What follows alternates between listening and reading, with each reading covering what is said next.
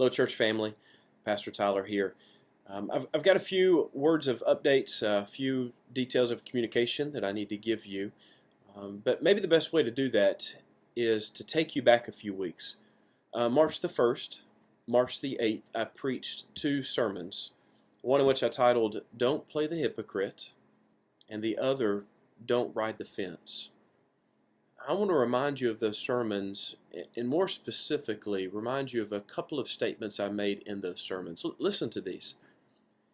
Religious activity is measured by your motive to act. Here's the second statement.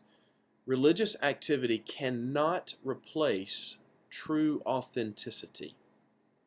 And all that led to Jesus in his Sermon on the Mount speaking that you're either going to put your treasure in one of two places, in heaven or on earth, which really separates those who are hypocritical versus those who are true and genuine and authentic, those that are trying to ride the fence or those that have picked a side and said, this is where I boldly stand.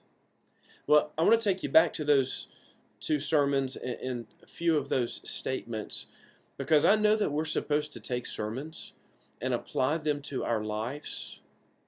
But can I just reflect maybe with all of us and say, wow, how God was preparing us on March the 1st and March the 8th of what maybe we didn't realize what was coming. A pandemic, a need for social distancing.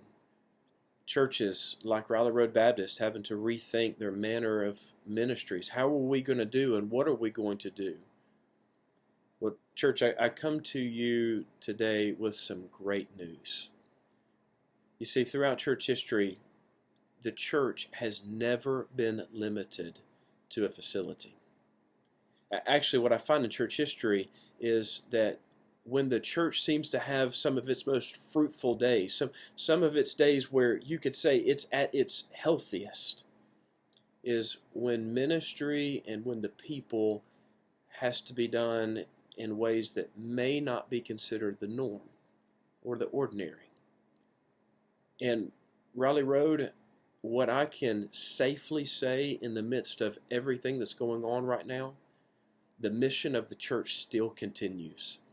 And we have a purpose, and we have a place, and it may be difficult to seem at times, but there is hope.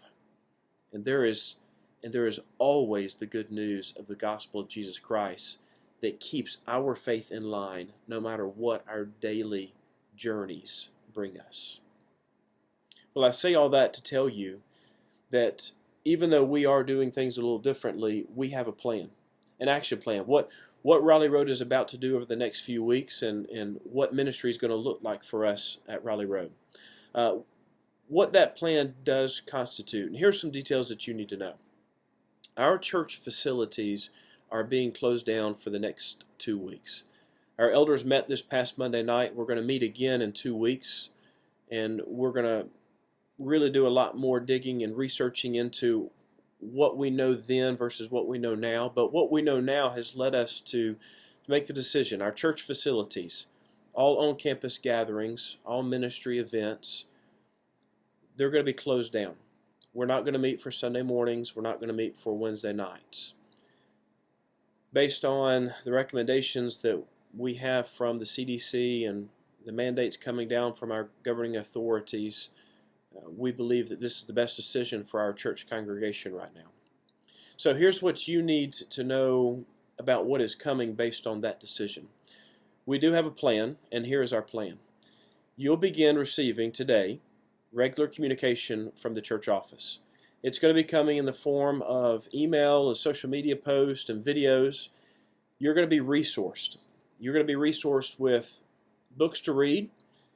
Maybe you're self-isolating, quarantining yourself, you're social distancing, so we want to give you good resources. We want to give you articles that you can read. We're going to give you announcements and updates. We're looking for ways that we as a church can still continue the work and the mission of the church in our own community. So we're looking for missional engagements, opportunities to serve our people, to serve this community during this time. We're going to communicate and resource you with all of the information that we can gather and that we can find.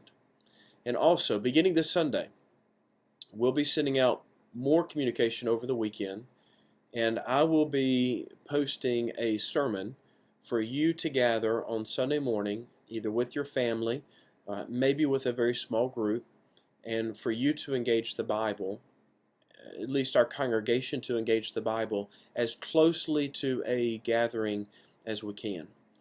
It won't be the same. We're going to miss some elements of what normal routine of church usually brings us. But what we desire to do throughout all of this is to continue to glorify our Father, because He's worthy of it. So be looking for our forms of communication.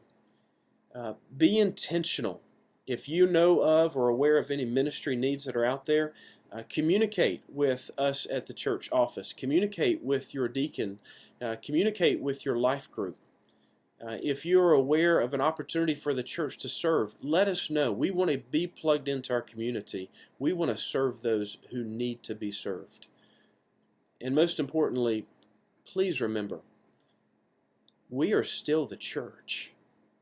We still have a mission. And we are out for the purpose to make disciples, to mature believers, so that we then make more disciples who will impact our own community and the rest of this world. So Raleigh Road, I look forward to communicating with you on multiple occasions over the next few weeks. God bless you. Know that your elders, your staff, deacons, we're praying for you. We're praying for this church. We're praying for the kingdom of God. Please, will you join with us and pray in the name and the power of Jesus? Pray and be the church.